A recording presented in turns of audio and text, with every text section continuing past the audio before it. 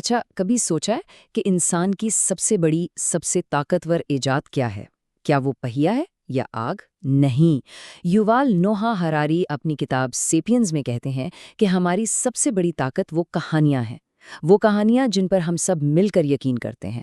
یہ ایک ایسا آئیڈیا ہے جو سچ میں دنیا کو دیکھنے کا پورا نظریہ ہی بدل کر رکھ دیتا ہے۔ تو چلیں دیکھتے ہیں کہ کیسے یہ جو مشترکہ کہانیاں ہیں یہ ہماری پوری تہذیب کی بنیاد بن۔ چلیں ایک جانی پہچانی مثال سے بات شروع کرتے ہیں۔ پیجو، ہاں وہی کار کمپنی، ہم سب اسے کاریں بنانے والی ایک کمپنی کے طور پر جانتے ہیں، ہے نا؟ لیکن کیا یہ واقعی صرف ایک کار کمپنی ہے؟ جب ہم اس سوال کی گہرائی میں جائیں گے نا تو جو جواب ملے گا وہ شاید بہت حیران کن ہو۔ ذرا سوچیں کہ ایک دن اچانک کوئی آفت آئے اور پوجو کی بنائی ہوئی ساری کاریں، ٹرک، موٹر سائیکلیں، سب تباہ ہو جائے، تو کیا پوجو کمپنی ختم ہو جائے گی؟ نہیں، بالکل نہیں۔ وہ پھر سے نئی گاڑیاں بنا سکتی ہے اور اپنا بزنس جاری رکھ سکتی ہے۔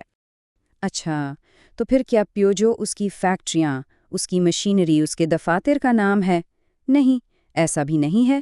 کمپنی چاہے تو اپنی ساری فزیکل چیزیں بیچ دے، سارے ملازمین کو نوکری سے نکال دے، اور پھر بھی وہ زندہ رہے گی۔ وہ پھر سے پیسے ادھار لے سکتی ہے، نئے لوگ رکھ سکتی ہے اور نئی فیکٹریاں بھی بنا سکتی ہے۔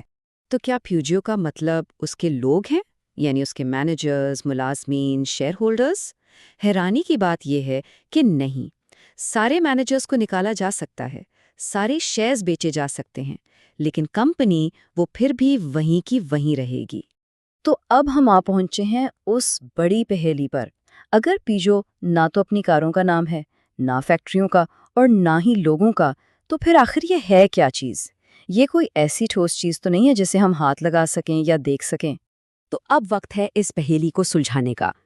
اس حصے میں ہم یہی دیکھیں گے کہ آخر کمپنیاں، قومیں اور پیسے جیسی چیزیں جو نظر نہیں آتی وہ بنتی کیسے ہیں اور اتنی طاقتور کیسے ہو جاتی ہیں۔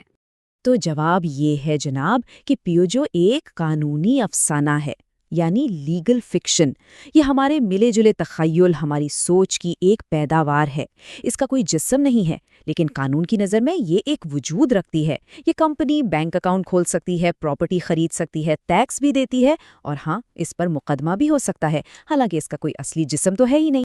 ہراری یہاں ایک بہت ہی دلچسپ مثال دیتے ہیں۔ وہ کہتے ہیں کہ جب کوئی وکیل چند کاغذوں پر دستخط کر کے ایک نئی کمپنی بناتا ہے نا، تو یہ بالکل ویسا ہی ہے جیسے کوئی پادری چند خاص الفاظ بول کر روٹی اور شراب کو مقدس بنا دیتا ہے۔ دونوں ہی صورتوں میں کچھ خاص رسموں اور لفظوں سے ایک نئی حقیقت بنا دی جاتی ہے۔ کیوں؟ صرف اس لیے کہ ہم سب اس کہانی پر یقین کرنے لگتے ہیں۔ اور یہی تو ہے انسانیت کی اصلی سپر پاور، یعنی لاکھوں کروڑوں اجنبی لوگوں کا ایک ساتھ مل کر ایک مقصد کے لیے کام کرنا۔ اور یہ سب کیسے ممکن ہوتا ہے؟ صرف اس لیے کہ ہم سب ایک ہی کہانی پر یقین رکھتے ہیں۔ آپ کسی بندر کو یہ نہیں سمجھا سکتے کہ بھائی تم اپنا کیلا مجھے دے دو، تمہیں مرنے کے بعد جنت میں ڈھیروں کیلے ملیں گے۔ نہیں، صرف انسان ہی ایسی کہانیوں پر یقین کر سکتے ہیں۔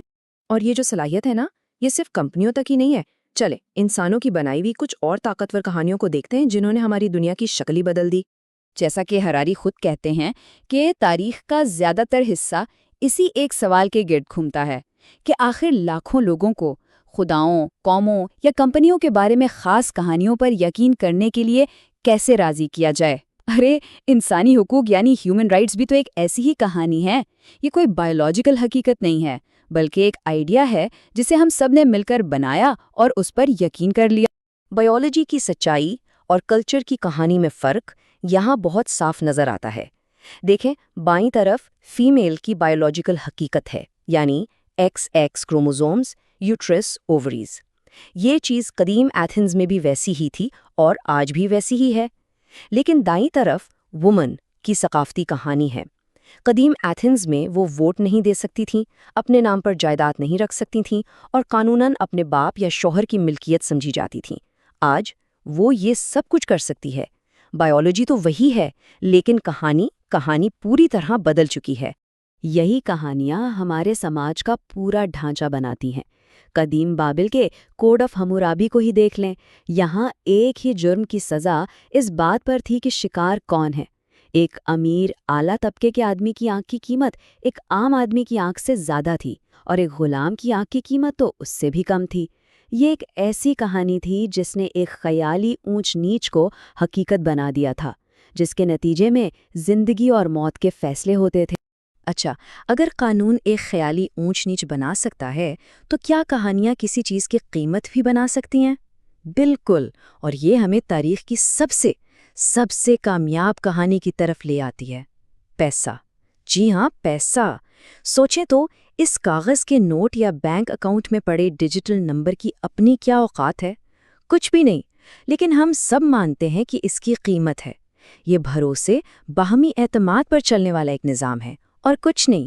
شروع میں تو لوگ جو یا چاندی جیسی چیزیں استعمال کرتے تھے، جن کی قیمت ایک ثقافتی کہانی کی وجہ سے تھی۔ پھر تقریباً 640 BC میں لیڈیا کے بادشاہ نے ایک کام کیا۔ اس نے دھات کے ٹکڑوں پر اپنی مہر لگانی شروع کر دی۔ یہ مہر ایک گارنٹی تھی کہ میں بادشاہ کہتا ہوں کہ اس سکے کی اتنی قیمت ہے۔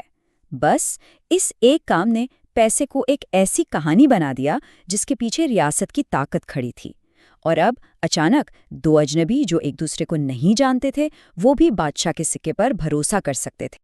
لیکن ان کہانیوں کے اثرات صرف سماجی یا معاشی نہیں ہوتے، ان کے ہماری اصل دنیا میں بہت بڑے، بہت ٹھوس نتائج نکلتے ہیں۔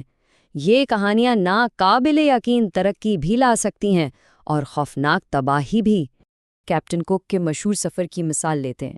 یہ سائنس اور سلطنت کے ملاپ کی ایک زبردست کہانی تھی جو دریافت یعنی ڈسکوری کی آئیڈیا پر چل رہی تھی۔ یہ جو نقشے ہیں نا، یہ اس دور کی نشانی ہے جب یورپیوں نے یہ ماننا شروع کیا کہ وہ دنیا کے بارے میں سب کچھ نہیں جانتے، اور اپنی اسی لا علمی کی اساس نے انہیں نئی دنیاؤں کو فتح کرنے پر اکسایا۔ اس سفر کے دو بالکل الگ الگ چہرے تھے۔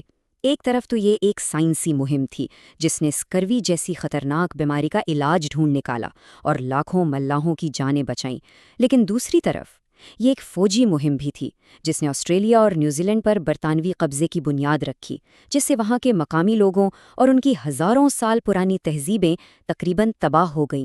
ہماری ان کہانیوں نے ہمیں مل کر کام کرنے کی جو بے پناہ طاقت دی ہے نا، اس کا ماحول پر جو اثر ہوا ہے وہ ہوش اڑا دینے والا ہے۔ ذرا یہ دیکھیں، آج دنیا کے سارے بڑے جنگلی جانوروں، پینگوئن سے لے کر ویل تک، سب کا کل وزن 100 ملین ٹن سے بھی کم ہے، اور اس کے مقابلے میں صرف ہم انسانوں کا وزن 300 ملین ٹن ہے، اور ہمارے پالتو جانور جیسے گائے، بھینسیں، مرغیاں، ان کا وزن 700 ملین ٹن ہے۔ ہماری کہانیوں نے ہمیں اس سیارے پر اس قدر غالب کر دیا ہے۔ اس کی ایک بہت ہی چبھتی ہوئی کہانی ہے، چاند پر جانے والے خلابازوں اور ایک مقامی امریکی قبیلے کے بزرگ کی۔ خلابازوں نے اس بزرگ سے کہا کہ وہ چاند کی روحوں کے لیے کوئی پیغام دے دیں۔ جب وہ واپس آئے اور پیغام کا ترجمہ کروایا تو جانتے ہیں اس میں کیا لکھا تھا؟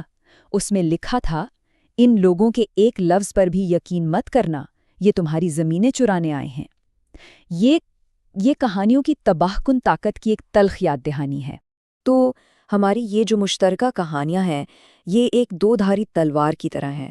یہ ہمیں ہسپتال بنانے، ستاروں تک پہنچنے جیسی ناقابل یقین چیزیں کرنے کی طاقت دیتی ہیں، لیکن ساتھ ہی یہی کہانیاں بے پناہ تباہی اور ظلم کی وجہ بھی بن سکتی ہیں۔ اور یہ سب ہمیں ایک آخری اور بہت اہم سوال پر لا کر چھوڑ دیتا ہے۔ اگر ہماری حقیقت کی بنیادیں یعنی کارپوریشنز، پیسہ، قومیں، یہ سب صرف کہانیاں ہیں جن پر ہم نے اتفاق کر لیا ہے، تو پھر آج اس وقت وہ کون سی بڑی کہانیاں ہیں جنہیں ہم سچ مان کر جی رہے ہیں؟ اور کیا یہ کہانیاں ہمیں ایک بہتر مستقبل کی طرف لے جا رہی ہیں یا کسی بدتر انجام کی طرف؟